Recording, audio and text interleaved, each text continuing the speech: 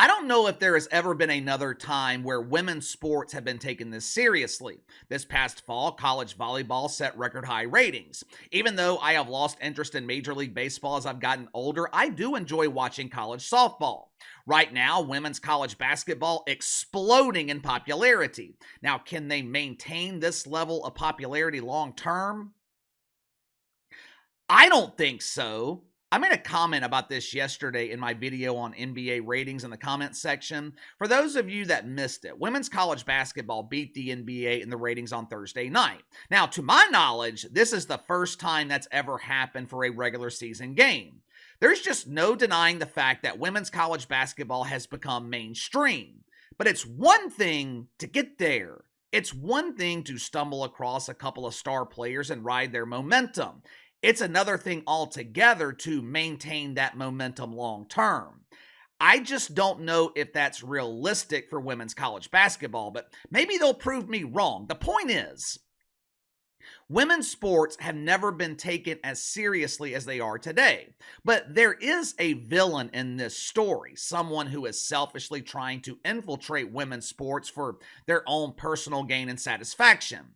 I have never understood the allure of the Olympics. I don't watch the Olympics. I have no interest in watching Roger Roy bench press 800 Lizzos. I have no interest in watching some dude grab the big stiffy and launch himself over some bar that's 10, 12 feet in the air.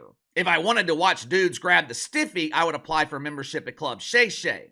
I do respect the athletes in the Olympics, though. I respect their dedication, their sacrifice, their work ethic, the years of training and hard work it takes to compete at that level. I just find the Olympics to be painfully boring television. Now, that being said, I do want to see America outperform every other country in the Olympics. I don't want to see China, Russia, or the People's Republic of California leading the Olympics in gold medals. I want that to be America.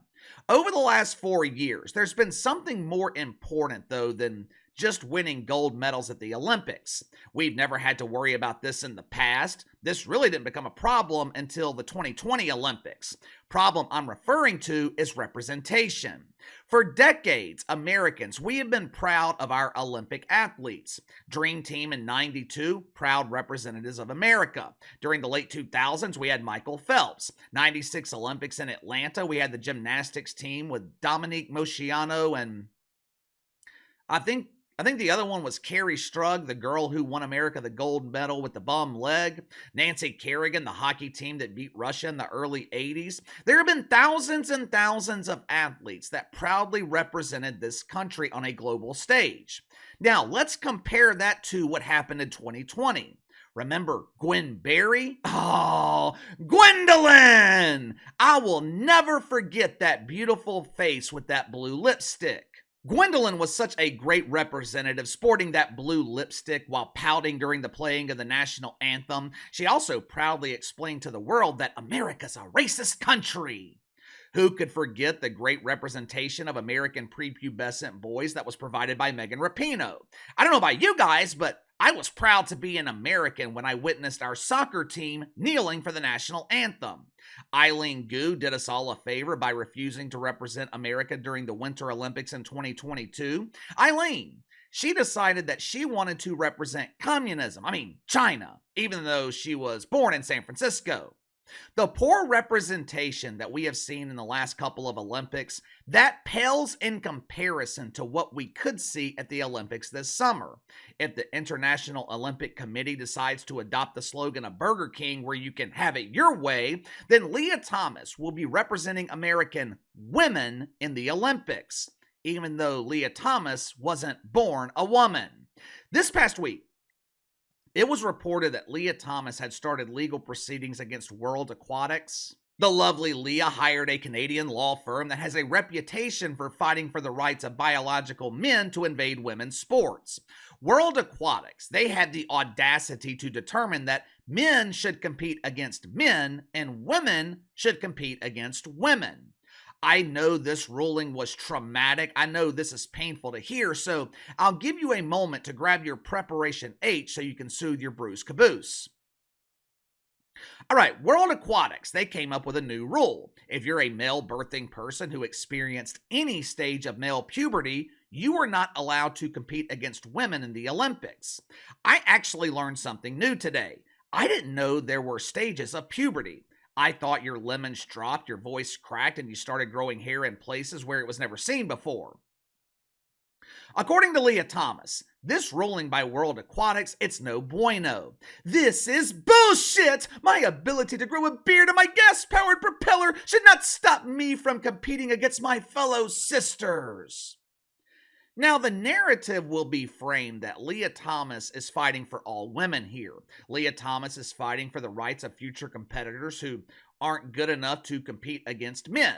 Their dreams of obtaining a gold medal can be achieved by stealing from other women. Truth is, Lia Thomas is not fighting for all women. Lia Thomas is fighting for Lia Thomas. It has been the personal goal of Lia Thomas to win a gold medal at the Olympics. Before this ruling by World Aquatics, Lia might have been able to represent America in the Olympics. Before this ruling, men who wished to compete against women, all they had to do was lower their testosterone levels. That was it. That's all they had to do. Lower testosterone, and you're good to go. Now, if they grew a single whisker at the age of 11, if those lemons dropped a quarter of an inch, they are not allowed to compete against women. Think about how ridiculous this is. I don't know where this case was filed because everything involving the IOC is so secretive. I don't know if Lia Thomas filed this case in some international court or if the case was filed domestically here in America. Either way, absolutely ridiculous that we are wasting a court's time arguing over which fucking gender you're allowed to compete against. This seems incredibly simple to me. If you were born with lemons, you don't compete against women. I mean, what the hell are we debating here? 10 years ago, if I told you there would be court cases to determine whether dudes could compete against women, you wouldn't have believed me. Common sense shouldn't have to be determined in a court of law. I have no problem with Lia Thomas competing in the Olympics. If Lia wants to compete, if Lia wants to represent America, do it the right way. But Lia Thomas doesn't want to do that. Why? Well, if forced to compete against men, Lia Thomas would not qualify. Lia wouldn't make the team. November of 2021, Lia Thomas would have finished 14th competing against men. And speaking of representing America, if Lia Thomas happens to win this case, there is going to be immense backlash against the Olympics, both internationally and domestically. I wouldn't be surprised if other countries outright refuse to compete. According to a recent Gallup poll, almost 70% of Americans believe that men should be competing against men. 70%! Now, this poll included everyone, Republicans, Democrats, Independents. You can't get 70% of the population to agree on anything, but they damn sure agree on this.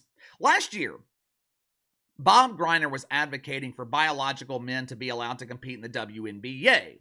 Now, this is one of those rare instances where I might be in agreement with Bob Greiner. If dump divers want to compete against dudes, I'm all for it. Within 2 days, there would not be a single woman left in the WNBA. Now, financially, this would probably be a good thing for the dump. If you allowed men to compete in this league, people would actually show up to the arenas and watch it on television. A while back, Lia Thomas was featured on Good Morning America. During the interview, Lia Thomas said, "It has been a personal goal of mine to compete in the Olympics." Yeah, that's great, Lia. It's good to have personal goals, but here's the thing. I don't give a fuck about your personal goals. You know who else has personal goals? Women who have trained their entire life to make it to this level. Women like Riley Gaines, who were robbed at the NCAA championships a couple of years ago. Women who wake up every morning at 5 a.m. to swim laps before going to school. After school, they train for hours, work their ass off. They do everything the right way. Their parents spend thousands of dollars paying for coaching, paying for gym time, traveling to competitions. What makes your personal goals more important than theirs? Why should all of their sacrifice and dedication be eliminated because you can't cut it against the men? What's going to be next? Are we going to have age identifiers? I know I'm 39 years old, but I'm choosing to identify as 12. Are we going to have grown men competing against prepubescent boys? I suck at basketball.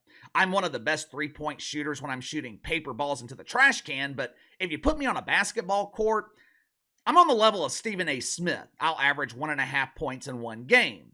At 39 years old, if I decided that I was going to identify as an 8-year-old, I'd be the best player on the court. What would I accomplish?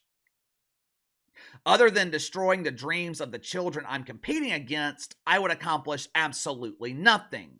Look, no one is saying that Lia Thomas can't compete in the Olympics. Problem for Lia Thomas, you wouldn't qualify, which is the reason that Lia Thomas is going forward with this court case. I guarantee you,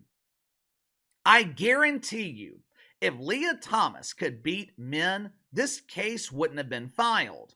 This is not about fighting for rights. This isn't about paving the way for future competitors. This is about Lia Thomas being selfish. This is about Lia Thomas being willing to sacrifice the dreams of others to achieve their own.